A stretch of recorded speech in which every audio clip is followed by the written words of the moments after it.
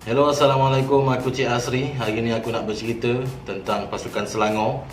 Tapi sebelum tu aku nak bagi tahu yang rakaman ni dibuat menggunakan kamera hadapan. So tak ada isu benda ke terbalik ke apa ke, tak ada Okey, pasukan Selangor kita tahu musim ni mereka agak cacah marba sikit, berserabut sikit pasukan Selangor musim ni.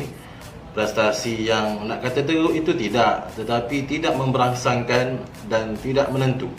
Dan aku tertanya-tanya kenapa pasukan yang gah macam Selangor ni mengalami keadaan seperti ini. Adakah salah player yang bermain di atas padang? Adakah salah jurulatih dari segi taktikal? Atau sebenarnya salah di pihak pengurusan bola sepak Selangor tu sendiri? Kau jangan jawab salah dekat Liverpool pula. Yang tu aku pun tahu. Kalau kita nak kata kesilapan itu datang daripada player pasukan Selangor sendiri, cuba kita tengok balik pre-season dan juga mid-season.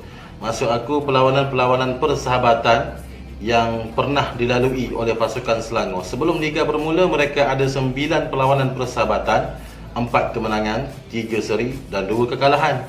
Ketika Liga kita berehat semasa PKP, sebelum Liga itu bersambung balik, Selangor ada 5 perlawanan persahabatan dan kesemuanya menang.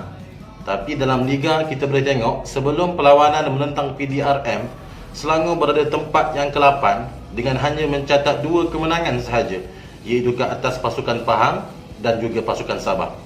Kita mungkin boleh cakap itu friendly tak boleh jadikan kayu ukur, Liga lain. Ya, tapi kalau kita bandingkan, ketara sangat prestasi itu menurun.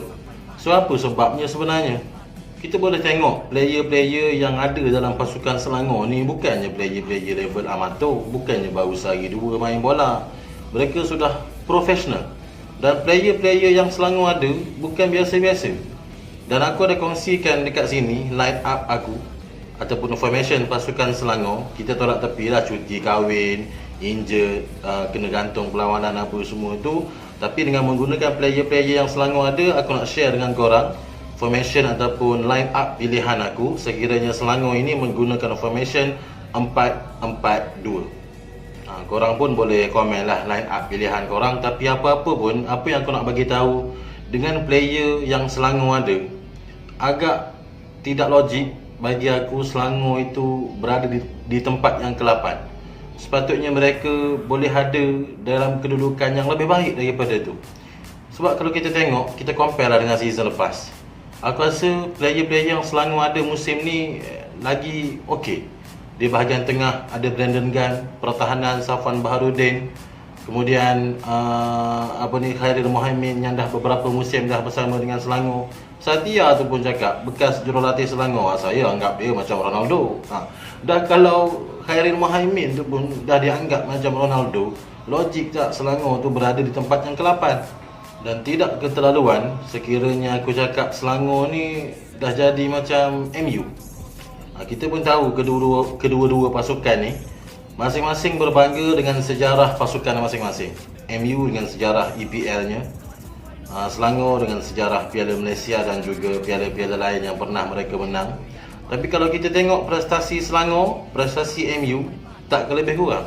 Kalau kita nak kata pula yang taktikal bekas jurulatih Selangor, Coach Satya dah tak boleh pakai, kita tengok pula musim lepas.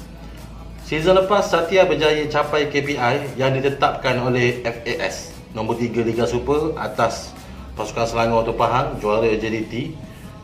Tapi tiba-tiba season ni prestasi yang sangat ketara kemenurunannya. Bahasa aku. Faham tak? Ketara sangat. Macam mana boleh duduk nombor 8? Macam mana prestasi yang sangat, bagi aku tak logik Selangor boleh jadi macam ni. Dan kalau kita nak salahkan 100% kepada jurulatih, tak adil bagi aku. Sebab masa menang, ini adalah semangat berpasukan kami semua, kita usaha keras untuk menang malam ni. Bila kalah, salahkan individu. Mana boleh macam tu? Menang sama-sama, kalah sama-sama. Dan kita pun tahu, selepas sahaja Selangor tu teruk kena belasah dengan JDT 6-1, Persatuan Bola Sepak Selangor telah membuat keputusan untuk memberhentikan khidmat Coach B. Satyanaden daripada menjadi jurulatih pasukan Selangor. Dekat sini apa yang aku tengok, Selangor dia tidak mencontohi pasukan Perak. Bukan aku nak puji Perak, condemn Selangor ke, tidak. Tetapi Perak tu kena lagi teruk daripada Selangor 7-0. Tapi tak ada pun Perak buang jurulatih ke apa ke, tak ada. Dan Perak berjaya bangkit dalam perlawanan berikutnya. Selangor tengok sendiri lah masa lawan UiTM, struggle loh. Itu pun untuk seri, bukan untuk dapat 3 mata. So dekat sini kita boleh tengok, minta maaf kalau pendapat aku ni korang tak suka ke, tak setuju ke, tapi aku nak bagi tahu yang Selangor tidak belajar daripada kesilapan, tetapi mereka mencari kesilapan. Berbeza dengan pasukan Perak tadi, mereka belajar daripada kesilapan. Kenapa yang sampai kena belasah 7-0 apa semua. Selangor kena 6-1, oh engkau salah, aku salah, engkau salah, buang jurulatih. Tapi apa yang aku tengok ada hikmah. Selepas sahaja Coach Satya tu dipecat, persoalan tentang kenapa pasukan Selangor tu boleh jadi macam sekarang ni seakan terjawab. Aku rasa semua orang pun dah tengok temu bual Coach Satya bersama Astro Arena dalam segmen Bola at Mamak. Dia memberitahu ada masalah dalam pengurusan Selangor. Kita tolak tepi lah, ni alasan Satya apa semua ni. Tapi cuba kita tengok dan dengar penjelasan Satya Naden itu dari sudut yang positif. Dia mengatakan ada orang dalam pengurusan Selangor yang tidak boleh dipercayai. Dan kalau betul lah kata-kata dan juga dakwaan Satya Naden itu, adakah betul tindakan membuang jurulatih tu? Sebab yang bermasalah sekarang adalah pengurusan.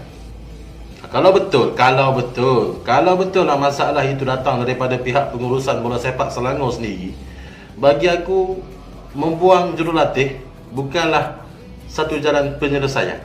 Dia seolah-olah macam kau marahkan nyamuk tapi kau bakar kelambu. Kalau masalah tu datang daripada orang dalam FAS, panggillah jurulatih mana-mana pun, Alex Ferguson ke apa ke, takkan settle. Sebab masalah tu datang daripada orang atasan. Dalam temu bual tu juga Coach Satya Naden ada bagi tahu, ni aku ceritakan balik. Dia bagi tahu dia nakkan Fitri Omar untuk bermain bersama pasukan Selangor. Tapi selepas dia bagi tahu kepada pihak pengurusan memberitahu kepada Satya tak ada duit. Persoalan dekat sini, tak ada duit atau duit masuk poket sendiri. Aku dalam video kali ni aku terpaksa puji Liverpool. Cuba kita tengok contoh daripada Liverpool. Dia bola sepak ni simple je. Player, jurulatih dan pengurusan. Tiga-tiga benda ni kena solid. Salah satu benda bermasalah akan jadi masalah semua. Lagi-lagi di pihak pengurusan. Kalau kita boleh tengok Liverpool macam mana player dia orang, jurulatih dia orang, pengurusan kelab sendiri, satu kepala. Tengoklah Liverpool lagi ni macam mana. Berjaya lah juga walaupun tak adalah berjaya mana pun. So Selangor kena buat sesuatu, bangkit dari sekarang. Takkan nak tunggu jadi macam Perlis, nak tunggu jadi macam Kelantan sebelum zam saham tu beli baru nak bertindak, baru nak buat itu, baru nak buat ini. Tak lama lagi saingan Piala Malaysia akan bermula. Saingan Liga Super ada lagi baki satu perlawanan. So buatlah yang terbaik untuk mendapat kedudukan yang terbaik dalam Liga. Tapi itu cerita atas padang.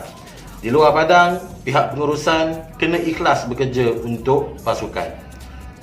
Dan untuk pasukan Selangor, baik pihak pengurusan ke, jurulatih ke, pemain ke, aku ucapkan good luck. Siapa-siapa yang belum lagi subscribe channel ni, boleh tekan sekarang. Jangan lupa juga tekan button lonceng itu sekali supaya kau tak terlepas konten-konten lain dalam channel ni. Sebab channel ni bukan cerita pasal bola saja, macam-macam ada, cover lagu ada, masak ada, review buku ada, isu semasa, temu bual, wawancara, macam-macam ada. So subscribe, tak rugi pun. Jangan lupa juga follow IG Swap Team dekat Instagram. Sebarang pandangan, cadangan untuk penambahbaikan channel ni boleh letakkan dekat ruangan komen. Dan kalau ada pendapat mengenai pasukan Selangor pun boleh komen dekat bawah. Kita tak boleh minta semua orang suka kita, sebab kita pun bukannya suka semua orang. Aku jumpa korang dalam video yang akan datang. Terima kasih kerana menonton. Bye-bye.